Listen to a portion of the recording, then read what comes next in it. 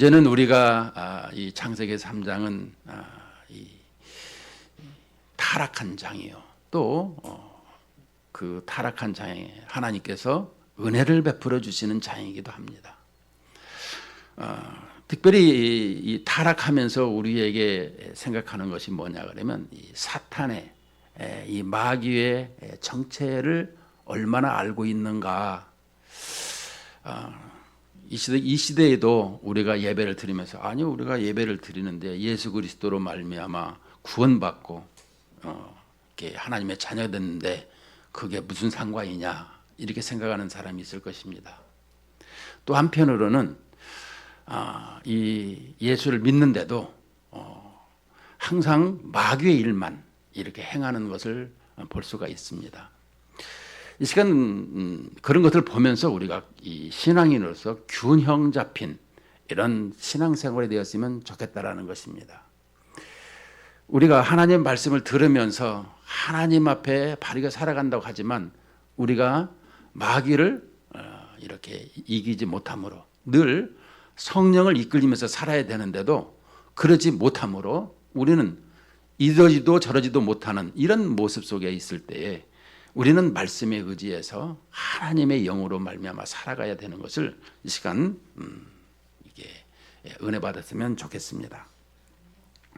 이사야서 14장 12절 13절에서 보면 너 아침의 아들 계명성이여 어찌 그리 하늘에서 떨어졌으며 너 열국을 엎은 자여 어찌 그리 땅에 찍혔는고 내가 내 마음에 이르기를 내가 하늘에 올라 하나님의 뭇별 위에 내 자리를 높이리라 내가 북극 지폐의 산 위에 앉으리라 가장 높은 구름에 올라가 지극히 높은 이와 같아지리라 하는도다.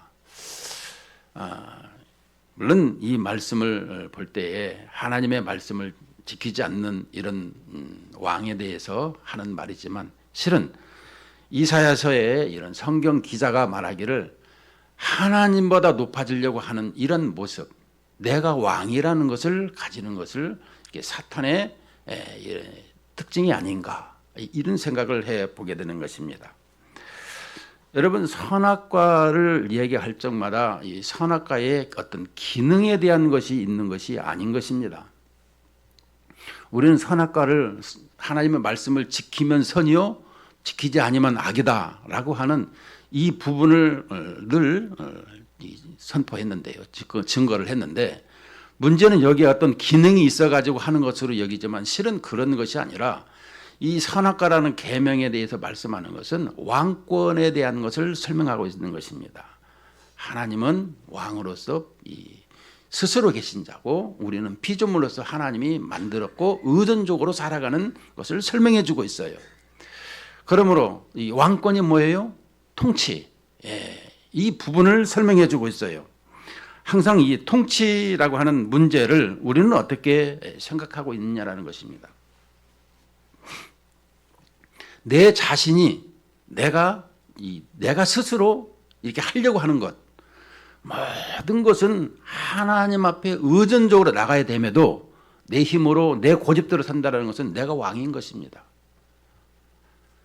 우리가 예배를 드리면서 하나님께서는 늘 하나님을 의지하고 하나님과 함께하는 모습으로 우리를 지으셨다라는 거예요. 그런데 우리는 내가 왕이 돼버린 것입니다. 오늘 성경 기자가 그렇게 말하고 있는 거예요. 하나님께도 그렇게 말씀하신 것을 성경 기자가 그대로 받아 적어서 우리에게 지금 말씀해 주고 있는 거예요. 우리 스스로가 이렇게 행하는 것을 보고 있는 것입니다. 여러분 사탄의 얘기를 많이 하지만 우리 성향 속에 가만히 보면 고집이라는 것이 있습니다. 고집은 뭘까요? 저는 제 어머니가 살아계실 때 고집을 피우면 어머니 고집 피우면 세상적으로 말하면 열등의식이 있어서 그러는 거예요. 성경적으로 말하면은 그거는 안 되는 거예요. 항상 받아들이고 순종하는 것이 하나님이 원하시는 거예요. 이렇게 말씀한 적이 많이 있어요. 왜냐? 저희 어머니하고 고모하고 늘 싸우는 것을 제가 봤어요. 그 고집이 세가지고 그 자랑을 하는 것 때문에 그래도 어머니 자랑도 하지 말고 절대 그런 거 하지 말라고 이렇게 얘기할 때가 많이 있었어요. 여러분, 고집 없는 사람이 어디 있습니까? 근데 이 고집이 사무엘상 15장에서는 뭐라 그래요? 사신 우상에게 절한다고. 이 고집이 완고해가지고 사울 왕의 그 고집 때문에 하나님께서는 우상에게 절한다고까지 했어요. 우리 신앙생활을 보면 이 고집이 사람을 엄청 힘들게 하고 괴롭히는 거예요. 내가 내 인생의 주인이다 라는 것이 고집을 피우는 사람이다 라는 것입니다. 그래서 이 잠언 기자는 교만은 패망의 선봉이라, 높아지려고 하는, 또 자기가 내 인생의 주인 되려고 하는 이것은 패망의 선봉이라 이렇게 설명을 해주고 있는 것입니다. 그럼 두 번째는 뭐냐? 요한복음 8장 44절에 보면 너희는 너희 아비 마귀에게서 났으니 너희 아비의 욕심대로 너희도 행하고자 하느니라. 그는 처음부터 살인한 자요 진리가 그 속에 없으므로 진리에 서지 못하고 거짓을 말할 때마다 제 것으로 말하나니 이는 그가 거짓말장이요 거짓의 아비가 되었음이라. 여러분, 우리가 첫째는 하나님의 자리에 높아지는 것을 얘기한다라면, 두 번째로는 이 거짓말장이라는 것입니다. 지난 주일에 말씀했죠. 선악과를 먹으면 반드시 죽으리라. 그런데도 오늘 4절에 보면 결코 죽지 아니하리라. 3장 4절에 보면 이렇게 말을 합니다. 그것은 뭐겠습니까? 하나님의 말씀을 우리가 곧이곧대로 받지 아니하고 하나님의 말씀을 내 생각을 이렇게 집어넣어서, 또 내지는 이렇게 사탄의 말을, 사탄이 반드시 죽는 선악과를 빼버리고 일반화를 시켰다 그랬죠. 모든 나무의 실과를 먹지 말라 하더냐. 분명하게 특정해서 선악과를 먹지 말라고 했는데도 모든 나무로 일반화 시켜가지고 이렇게 사람을 혼동을 주고 또 헷갈리게 해서 이렇게 자기 편에 끌어들이는 이런 모습을 볼 때, 우리가 분명한 하나님의 말씀에 이런 핵심을 가지고 있어야 흔들리지 아니한다라는 것입니다. 우리는 그래서 하나님의 말씀을 바로 알아야 되는 거예요.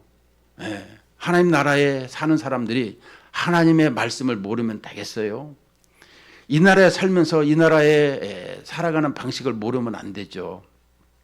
마찬가지인 것입니다. 죽으리라 하는데도 죽지 아니한다. 이렇게 해가지고 우리가 이렇게 된 것을 볼 적마다 사탄은 항상 자기 견해를 우리 마음에, 우리의 생각에 심어놓는다, 이런 말인 것입니다. 그래서 나도 모르게 하는 짓이 꼭 사탄이 원하는 방식으로 하고 있지는 않는가, 이런 부분을 보자라는 것이고요. 세 번째로는 계시록 12장 10절에 보면 내가 또 들으니 하늘에서 큰 음성이 있어 이르되 이제 우리 하나님의 구원과 능력과 나라와 또 그의 그리스도의 권세가 나타났으니 우리 형제들을 참소하던 자 곧 우리 하나님 앞에서 밤낮 참소하던 자가 쫓겨났고. 이 참소가 무엇이겠습니까? 늘 고발하는 것 아니겠습니까? 지금도 이 참소를 얘기할 적마다 저는 많이 생각을 해봤어요. 이 욥기서에서도 하나님께서 그 마귀 사탄의 보는 앞에서 욥이 얼마나 이렇게 경건하냐, 그러니까 하나님이 잘해주셔서 그런 거 아닙니까 하고 이렇게 참소를 하니까, 그래 그럼 네가 다 해봐라, 생명은 손대지 말고. 그래서 그냥 자식도 죽이고 재산도 없애버리고 그냥 몸에 병도 생기고 여러 가지 하지만 욥기에서 결론은 무엇이겠어요? 욥기에서 결론은 이 나를 이렇게 구원할 자가 없더라는. 그래서 결국에는 욥도 생각하기를 나에게 중재자가 있어야 되고 구원자가 있어야 된다는 것을 말하고 있는 것입니다. 이 세상에는 예수 그리스도만이 이 구원이라고 하는 것을 설명하기 위해서 동시대인 이 아브라함 시대에 이렇게 동시대에 이 부분을 설명해 주고 있는 것을 볼 수가 있습니다. 문제는 이 참소가 지금 이 시대에는 어떻게 하고 있느냐라는 것입니다. 이 고발이, 여러분 율법으로 우리를 고발하고 또 이 거짓 교사들 이들이 이렇게 고발을 하는 것은 뭐겠습니까? 그러고도 예수 믿는다고 하냐? 이런 소리를 들을 때 마음속에 갈등이 일어납니다. 그러고도 예수 믿어? 좀 뻔뻔해질 수 있어야 돼요, 우리는. 그런데 우리는 연약한 존재, 연약한 영을 가지고 살아요. 그래서 정죄감을 들으면 이게 내가 어떻게 해야 될까? 이런 생각을 가지게 돼요. 내가 분명히 구속함을 받고 구원을 가지고 하나님 앞에 살아가는데도 이 정죄감을 듣게 되면 내 마음에 그렇지 하고 이렇게 연약해지는 것을 볼 수가 있는 것입니다. 그래서 항상 우리는 예수 그리스도의 십자가로 내 죄를 대속받았고 구원을 받았다고 하는 이런 담대함과 확신을 가지고 누가 찌르고 들어올지라도 그런 소리 하지 말아라고. 당신은 그런 생각이지만 나는 그렇지 않다고. 이런 부분을 분명히 확신을 가져야 돼요. 예전에 우리 그 장 집사님이 이 신앙생활 많이 해서 이제 돌아가실 때 되었는데, 목사님 이게 기도를 어떻게 해야 될까요? 이게 구원받은 확신도 잘 안 쓰고 이거 어떻게 해야 될까요? 난 이런 소리를 듣고 깜짝 놀랐어요. 날마다 신앙생활이라고 하는 것이 그래서 교육을 잘 받아야 된다라는 확신을 가지게 되었어요. 여러분, 제가 선교를 나가서 많은 사람들에게 아시아 사람이나 아프리카 사람이나 얘기할 적마다 세상의 모든 민족이 하나님을 등지고 하나님을 떠난 인생은 하나님 없이 살아가기 때문에 자기 좋을 대로 자기들이 가지고 있는 그런 눈에 보이는 것으로 세계관이 만들어요. 어떤 틀이 인식이죠. 이것을 가지고 살아가는데 그것이 아니다. 하나님께서 온 세상을 창조하시고 우리를 만드셔서 하나님 나라에 이렇게 만들어 주셨는데 하나님을 반역한 인생들에게 다시금 십자가로 말미암아 이 하나님의 아들이 이 땅에 오셔서 우리 죄를 대속하셔서 믿기만 하면 구원을 받고 다시 하나님의 자녀가 된다. 그것은 뭐냐? 나와서 예배하는 것이다. 찬양하는 것이다. 이것을 가르치는 것이 핵심인 거예요. 선교가 뭐예요? 바로 모든 사람들이 하나님 앞에 나와서 구원받아라. 이 얘기로 한마디로 한 줄 요약을 하는 것이죠. 우리 신앙생활에도 늘 내가 그런 구원의 확신을 가지고 있어야 되는 것입니다. 정죄감이 누가 이렇게 들어올 적마다 그렇다고 해서 너무 뻔뻔스럽게 해가지고 이렇게 남들 괴롭히라는 것은 아니고요. 사탄과 나와의, 하나님과 나와의 이런 관계성에서 보이지 아니하는 이 사탄의 괴계를 내가 어떻게 이렇게 하나님의 말씀으로 근거해서 살아갈 수 있는가. 우리는 오늘 이 사람들이 넘어지고 무너진 것을 오늘 볼 적마다 오늘은 이 사탄이 이 교활한 부분을 우리에게 설명해 주고 있죠. 그래서 3장 1절에 보면 그런데 뱀은 여호와 하나님이 지으신 들짐승 중에 가장 간교하니라. 이 가장 간교한 이 부분을 우리는 어떻게 받아들여야 되는 것인가. 지난 시간에도 늘 얘기하지만 사탄은 이 하나님 앞에는 자기 본체가 드러나지만 늘 우리 사람에게는 매개체를 사용한다라는 것입니다. 매개체라는 것은 여기서 이제 뱀이라고 하는 피조물을 썼지만은 우리 사람들과의 관계성에서 우리 부모님도 될 수 있고 자식도 될 수 있고 남편도 아내도 될 수 있습니다. 사탄은 늘상 우리의 약점을 파고들어서 이 부분을 힘들게 한다라는 거예요. 그래서 오늘 이렇게 먹고 나서 그들에게 이제 오늘 본문의 8절을 보면 그들이 7절부터 봅시다. 이에 그들의 눈이 밝아져 자기들이 벗은 줄 알고 무화과 나무 잎을 엮어 치마로 삼았더라. 그들이 그날 바람이 불 때에 동산에 거니시는 여호와 하나님의 소리를 듣고 아담과 그의 아내가 여호와 하나님의 낯을 피하여 동산 나무에 숨은지라. 이 눈이 밝아졌더라라는 것을 한번 우리 생각을 해보십시다. 눈이 밝아진 것은 뭘까요? 눈이 밝아졌다라는 것은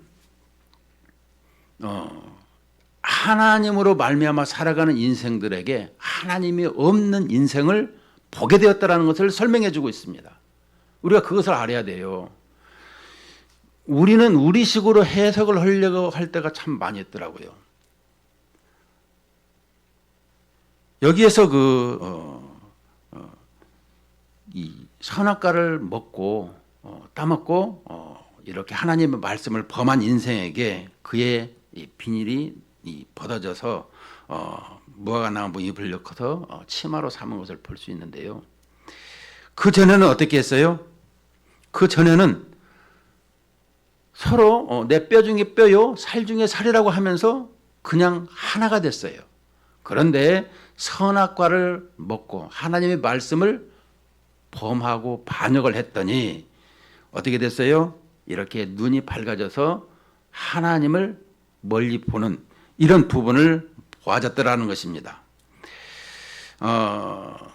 우리 신앙생활하면서 보면서 이 밝아져서 벗은 줄 알았다라는 것을 그냥 이 눈으로만 볼 때가 많이 있는데 그렇게 보면 안 되는 거예요. 왜냐? 이 말씀은 이스라엘 백성들이 시내산에서 지금 모세가 하나님의 말씀을 받고 이스라엘 백성들 광야에서 이스라엘 백성들에게 지금 설명해 주고 있어요. 우리 시조가 이렇게 했더라라고 하는 것을 설명해 주고 있어요. 그래서 이 무화과 나무 잎을 가르는데 자기들이 하나님을 벗어나서 보니까 우리가 죄인 된 것을 설명해 주고 있더라. 이 말씀을 설명해 주고 있어요. 그래서 이 죄인 된 것을 이 무화과 나무 잎으로 가렸는데 이 요한계시록 보면 이 심판 이 예수 그리스도의 백보자의 심판 때에서 볼 때 바위야 나를 좀 가려다오 이 얘기를 하잖아요. 우리는 하나님 앞에 모든 것이 다 드러나 있는데도 하나님이 없는 인생은 이렇게 뭔가를 가리고 싶어하는 것이 우리 본성이 있더라는 것입니다. 죄로 말미암아 그것을 설명해 주고 있습니다. 그래서 8절에 보니까 그들이 그날 이 바람이 불 때에 동산에 거니시는 여호와 하나님의 소리를 듣고 아람과 그의 아내가 여호와 하나님의 낯을 피하여 동산 나무 사이에 숨었더라. 나뭇잎으로 치마를 삼고 이 낯을 피하여 동산 나무에 숨었어요. 그러면 이 부분을 우리는 어떻게 이 부분을 받아들일까요? 이 치마로 가린 이런 부분 또 동산 나무에 숨은 이런 부분을 보게 되면은 우리가 하나님 앞에 이 범죄하고 나면 여러분 우리 한 주일 동안에도 신앙생활하면서 하나님의 말씀에 의지해서 살아가다가 하나님의 말씀과 멀리 떨어진 삶 또 한 주일이라도 빠지고 이렇게 신앙생활할 때 교회에 오는 삶 달라져요.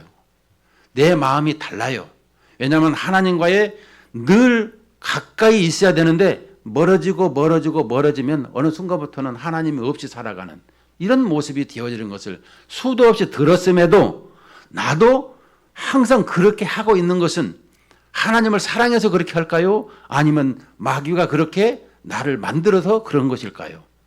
우리가 생각해 볼 때 하나님은 늘 함께 하기를 원하는 이런 신앙생활 속에 우리가 떨어지는 것은 나도 모르게 사탄의 그런 영향력을 받고 있더라고 설명할 수 있는 거예요. 오늘 여기에서도 보면 치마 얘기를 볼 때에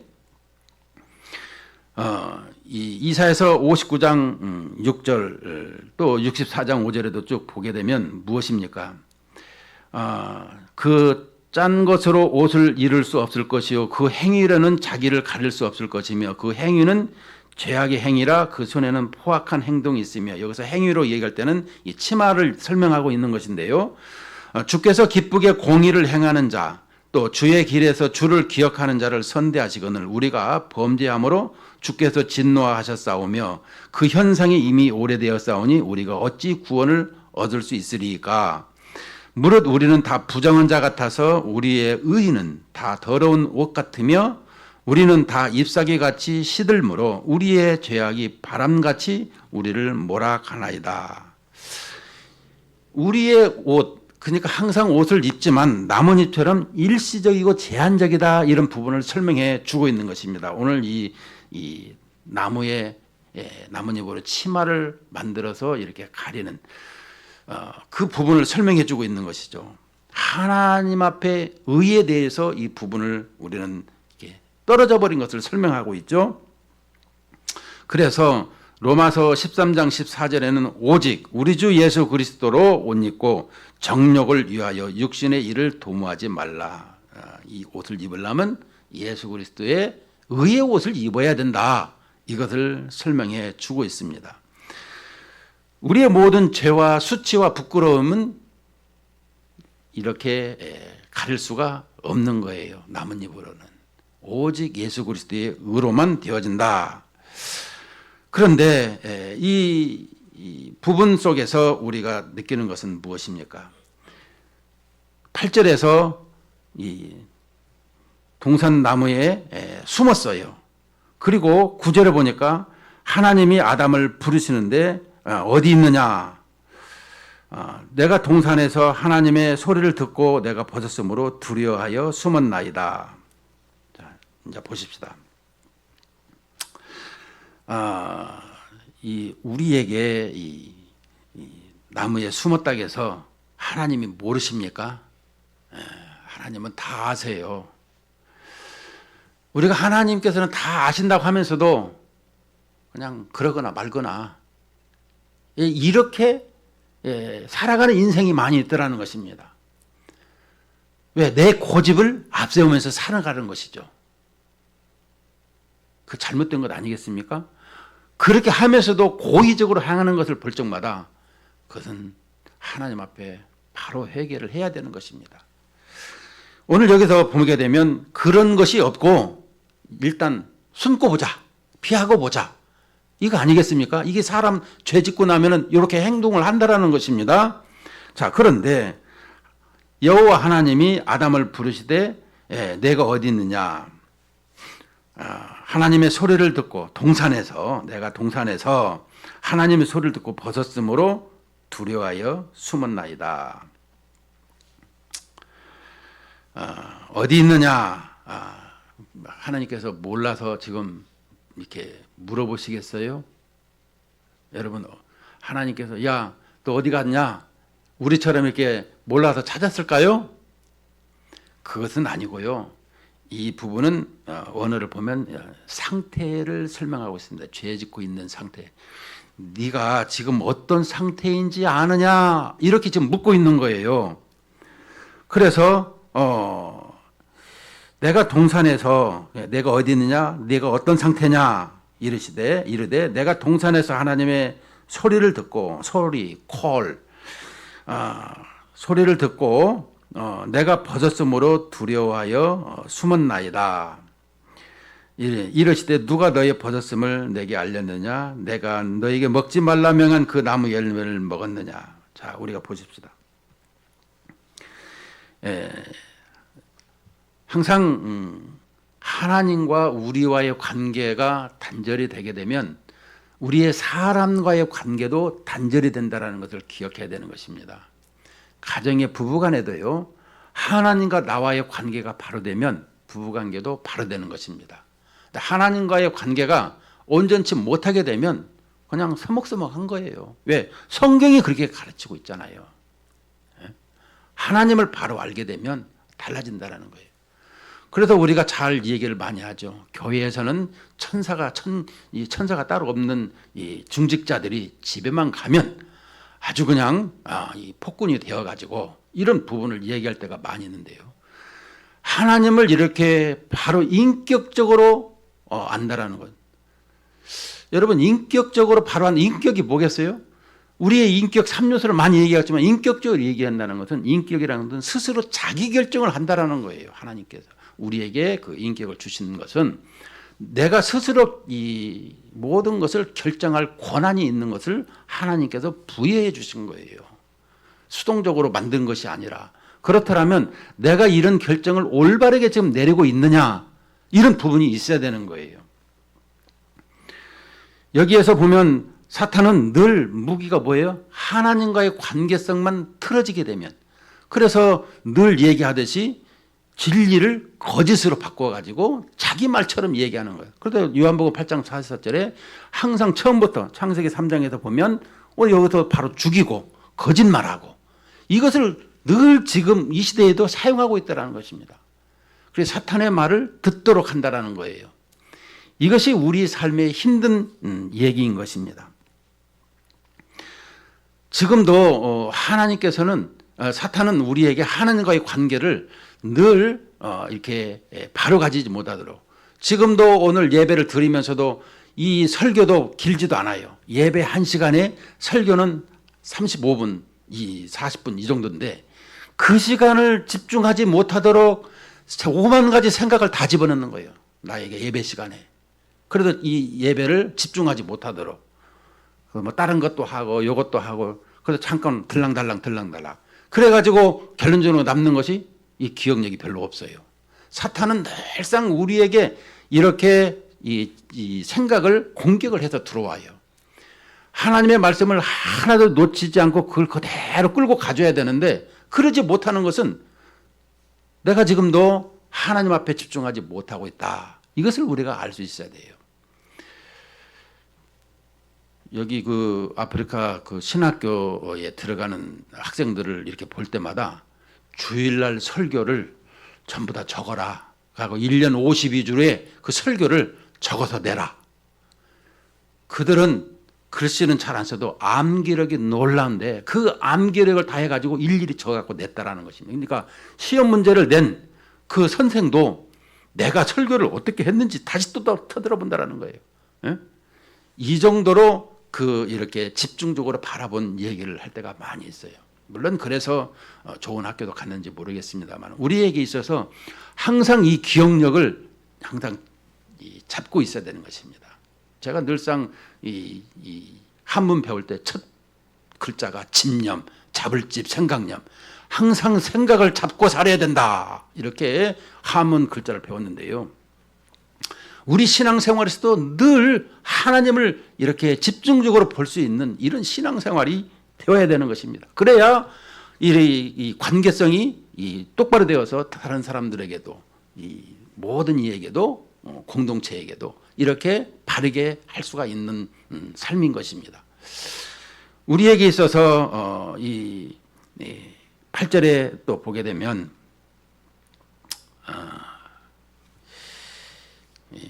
이 바람을 얘기할 때, 오늘 얘기할 때 이 바람 얘기하게 되면 성령이라고 얘기했습니다. 루아흐. 요한복음 3장에도 니고데모가 거듭남에 대해서, 구원받음에 대해서 얘기할 때 바람이 임으로 불매. 성령은 항상 우리와 함께 있는데 바람 불 때에 이렇게 흔들리는 것을 보면서 바람이 부는구나, 이걸 느끼잖아요. 우리 주님께서 항상 함께 하는데 나에게 있어서 오늘 여기에서 그 바람을 이 바람이 불 때 동산에 거니지는, 그래서 이 동산은 이 성소다, 이 구약학자들이 얘기를 하고 있습니다. 왜냐, 이 하나님이 거니시고 하나님이 예배를 받으시는 이 에덴 동산이라, 그래서 뭐 새 에덴 교회도 있고 이렇게 에덴 교회도 있고 그러는데요. 이 동산이라는 것이 바로 하나님의 이 처소라, 이런 성소라, 이렇게 설명할 수가 있는 것입니다. 그런데 오늘 우리에게 성령이 얼마만큼 중요하느냐, 이 부분을 설명해 주고 있습니다. 지금도 얼마 전에 이 다니엘 기도회 목사님이 하시는 말씀이, 우리에게 이 성령이 늘 함께 하기 때문에 나의 이 대원자, 보호자, 이 부분을 역할을 잘한다고 그러는데, 오늘 여기에도 그 말씀을 하고 있습니다. 요한복음 16장 7절, 8절, 9절에 대해서 설명하면, 내가 너희에게 실상을 말하노니 내가 떠나가는 것이 너희에게 유익이라. 내가 떠나가지 아니하면 보혜사가 너희에게로 오시지 아니할 것이요, 가면 내가 그를 너희에게 보내리니 그가 와서 죄에 대하여 의에 대하여 심판에 대하여 세상을 책망하시리라. 죄에 대하여라 하면 그들이 나를 믿지 아니하며 의에 대하여라 하면 내가 아버지께로 가니 너희가 다시 나를 보지 못하며 심판에 대하여라 하면 이 세상 임금이 심판을 받았음이라. 자, 예수님께서 이 땅에 오셔서 이제 요한복음 16장은 이제 십자가 지를 가시기 전에 얘기를 말씀하고 있는데요. 내가 왜 아버지께로 가야 되느냐? 우리의 죄를 대속을 해야 되는 것입니다. 죄의 대속을 받아야 우리가 이 하나님의 의를, 예수 그리스도의 의를 힘입어서 살아가는 것이죠. 왜냐하면 주님과 관계하지 아니하게 되면 우리는 불의한 사람들인 것입니다.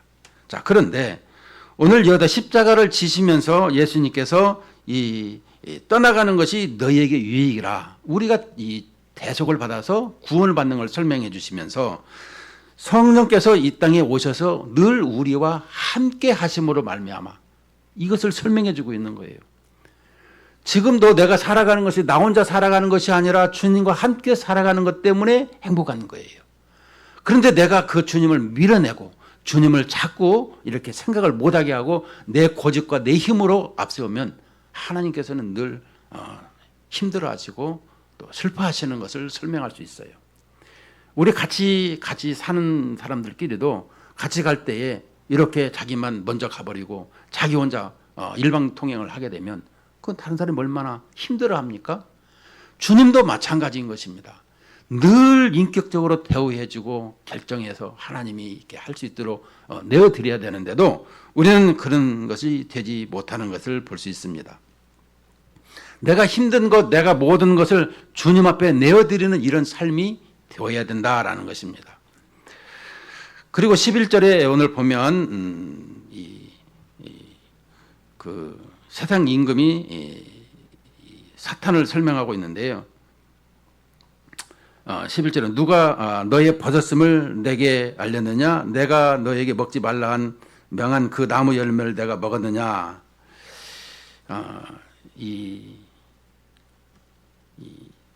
요한복음 16장 11절에 세상 임금이 했다는 이 사탄을 설명해 주고 있는데요. 우리에게 이 사탄 심판을 받는 이런 부분에 대해서 15절에서 사탄은 이제 심판을 받는 것을 설명해 주고 있는데요. 여자의 후손으로 말미암아 심판을 받는 예수 그리스도로 말미암아 이제 대속으로 말미암아 사탄이 심판을 받는 것을 우리에게 설명해 주고 있죠. 그래서 사탄은 이미 심판을 받았다. 이 16절에서 이렇게 말씀해 주고 있어요. 자, 그렇더라면 이 요한복음 19장 41절에서 또 이렇게 말합니다. 예수께서 십자가에 못 박히신 곳에 동산이 있고 동산 안에 아직 사람을 장사한 일이 없는 새 무덤이 있는지라. 이제 예수님께서 십자가를 지시고 그 무덤 안에 이게 장사를 한 것을 우리에게 설명을 해주고 있는데요. 이 장사 지냈는데 오늘 이 에덴 동산에서 이 동산에서 8절에 보면 그날 바람이 불 때 동산에 거니시는 여호와 하나님의 소리를 듣고 또 아담과 그의 아내가 여호와 하나님의 낯을 피하여 동산 나무 사이에 숨고 그 동산에서 추방되었다가 이제 예수님께서 이 땅에 대속하시고 또 이 아리마대 요셉이 이렇게 새 무덤을 이렇게 동산에 예수님을 안치하는 것을 볼 수 있는데요. 에덴이라는 동산에 죄가 들어오고 그 십자가로 지신 예수님께서 다시금 그 새 무덤에 이렇게 안치된 것을 볼 수 있는데요. 우리가 생각할 것은 여기서 이 동산에서 죄를 지었던 우리에게 동산으로 말미암아 회복이 되어지는 인생을 말해주고 있어요.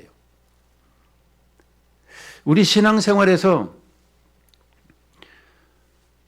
하나님을 믿는다고 하면서도 하나님을 떠난 인생에게 다시금 우리에게 예수 그리스도로 회복이 되어지는 이런 사건을 설명해 주고 있는데요. 우리 신앙생활에서 얼마만큼 이렇게 주님과의 관계가 회복되는 것은 어떻게 되어지느냐. 사도들을 보면은 이 베드로가 사도행전 4장 12절에서 다른 이로서는 구원을 받을 수 없나니 천하 사람 중에 구원을 받을 만한 다른 이름을 우리에게 주신 일이 없음이라. 그래서 우리에게 있어서 예수 그리스도로 말미암아 회복이 되어지는 것을 설명해 주고 있습니다. 결론을 보게 되면 늘 우리는 신앙생활에서 하나님과의 이런 관계를 가지고 있다고 하지만 늘 사탄의 영향력을 가지고 있는 이런 부분을 나도 모르게 하고 있는 것을 볼 때에 우리는 과연 하나님의 뜻을 이루면서 바르게 가고 있는가. 균형 잡힌 신앙, 그러니까 내가 하나님의 뜻을 이루어 드려야 되는데 사탄은 자꾸 나를 힘들게 하는 이런 부분에 대해서 내가 얼마만큼 여기에 이 사탄에 대한 경각심을 가지고 있느냐, 이런 얘기가 되는 것입니다. 여러분들이 오후 시간에도 우리가 또 이 부분을 이제 들어가는 것이지만 우리에게 하나님께서 함께하는 이런 부분 속에서 나의 회복은 예수 그리스도로 말미암아 회복이 되어지는 것을 설명해 주고 있어요. 근데 예수 그리스도로 말미암아 회복이 되어지는데 그 회복이 이 문의만 말로만 행하는 것은 아닌지 이런 부분을 돌아보자라는 것입니다. 지금도 오늘 제목이 뭐예요? 사탄의 전략과 특징에 대해서. 사탄은 늘 이 자리에 자기 고집을 앞세우는 우리 사람들, 또 가장 높은 곳에 올라가려고 하는 것. 근데 이 전략적인 것을 볼 적마다 항상 이 의존적이어야 되는데 우리가 의존적이지 않고 우리가 하나님의 형상을 이렇게 가지고 살아간다는 것은 하나님과 마주보면서 항상 대화하게 돼 있죠. 그런데 민수기 4장에서도 우리에게 복이 있는 것은 여호와 하나님의 얼굴을 항상 보며 살게 돼 있어요. 그런데 사탄은 이렇게 자기의 이 모든 것을 자기 건으로 가지는 거예요. 그러니까 하나님께서는 이 창조주로서 대왕이라고 하면 우리는 이 소왕이라는 이제 작은 왕으로 우리에게 이 세상을 통치하도록 해주셨다라는 것이죠. 그러면 지금도 이 공중 권세 잡은 자로 또 이 세상의 임금이라고 에베소서는 설명한다라는 것은 우리가 가지고 있는 이 왕의 자리를 사탄이 갈취해 간 거예요. 그래서 자기가 왕노릇 하고 있는 거예요. 그리고 우리는 졸기가 돼버렸고, 우리는 곰곰이 생각을 해봐야 되는 것입니다. 내가 하나님의 이 통치 영역에서 이 세상을 다스리는 이 왕으로 다스리라고 하셨는데 그것을 사탄이 뺏어가서 자기 수하를 만들었다는 것을 생각할 적마다 너무 억울하지 않습니까? 또 요한 1세에 보면 예수님께 이 땅에 오신 것은 이 마귀를 멸하러 오셨다고 말했는데 우리 신앙생활에서 이 부분을 마귀의 전략에 대해서 늘 우리에게 신앙에 구멍을 내고 또 하나님과 마주보는 이런 것을 못하게 할 때마다 우리가 하나님을 마주보는 것이 뭐겠습니까? 오늘 예배하는 것입니다. 이렇게 예배하는 것. 늘 하나님의 형상을 입은 우리가 하나님을 예배하고 하나님을 찬송하고 하나님과 동행하는 이것이 우리에게 있어서 하나님과 함께하는 삶이다라는 것입니다. 오늘 이렇게 사탄과 이 특징과 또 전략에 대해서 잠시 상고했는데 우리 신앙생활에 이런 부분에 흔들리지 않고 늘 하나님의 영광을 위해서 살아가는데 예수님으로 말미암아 되어진 사실에 대해서 늘 예수의 공로 힘입어서 살아간다는 것을 머릿속에 이게 잠시도 놓치지 말고 살아가기를 주님의 이름으로 축복하고 축원을 드립니다.